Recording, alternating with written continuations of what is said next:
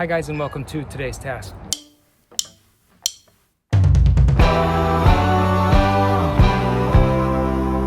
Don't forget to breathe.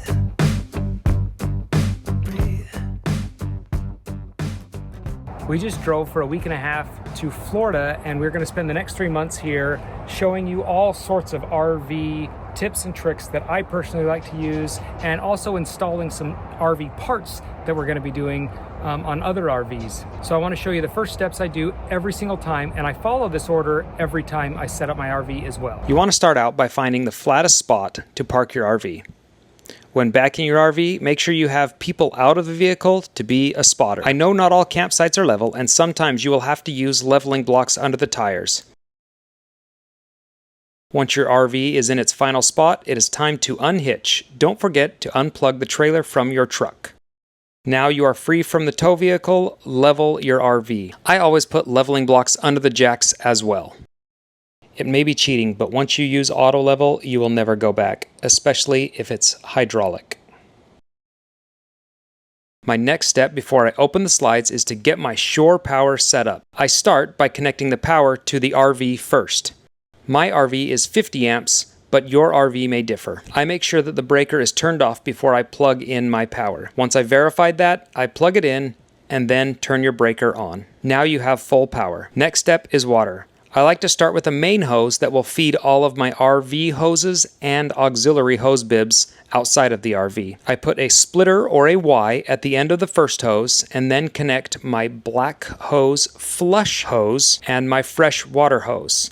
With the Y, both hoses have their own turnoff valves so I can keep them independent.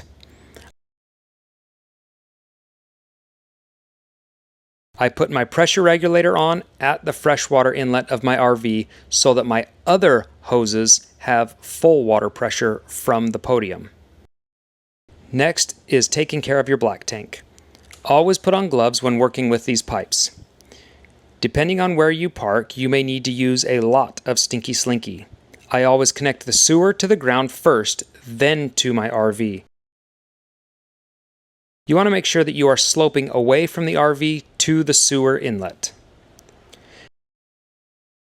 Now it's time to open the slides. Take all of your travel pool noodles and bungees down, and don't forget to switch your devices that were running on propane to electric if possible. Everything I've set up on the trailer so far is what you minimally need to make an RV run. You need power, water, and sewer. Those are the full hookups. So if you're ever going to an RV site, you're looking for full hookups to have all three of these. You don't have to have all three of those. You can boondock with others, and you can have none of it and really be boondocking. But if you're at an RV park, that's what you're going to set up typically.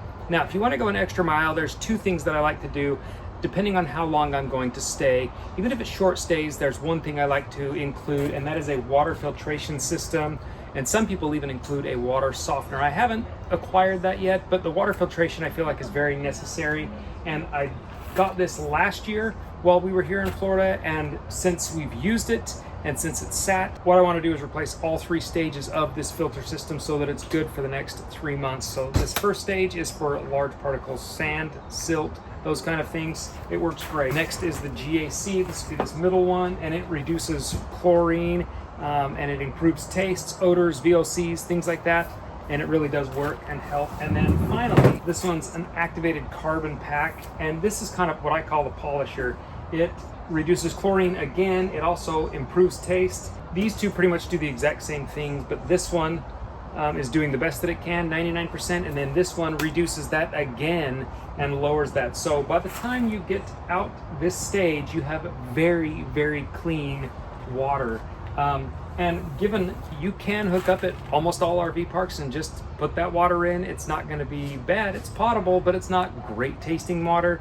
It's not water I really want running through my pipes and staying in my pipes. So I like having this filtration system in line. So all I'm going to do is interrupt my hoses. The main one will come in here, and then I will tee off of this one for the fresh water to come into the RV. And then also I keep this Y here so that I have a hose bib for spraying down the RV, washing down the truck, anything like that.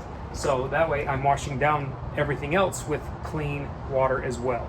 Now, the last stage is 100% voluntary, but I think it's crucial, and that is taking your hitch out of your truck. Now, if you did not see my video on installing my BW hitch, I'll leave that down in the description, but it is crucial to get that bed space back when you're using your truck. So I take it out, stuff it underneath the trailer so it's not getting rained on. I mean, it's obviously waterproof, but I don't need it to be just sitting out in the open, a trip hazard in the way. So stuff it under the RV, especially where we're not going to be driving this RV anywhere for the next 90 days. So I figure it's a good time to pull mine out and get it out of the way. Now for all of our activities, we have all of that bed space available, so it's worthwhile to do. Hopefully that doesn't feel like too much of a task for you to accomplish to set up your RV, but I personally enjoy the get up and go, the build up and take down. I think it's kind of fun. It can be a headache, but I still enjoy it. If you like today's video, give it a thumbs up. If you're new to the channel, subscribe, and we'll see you guys next time.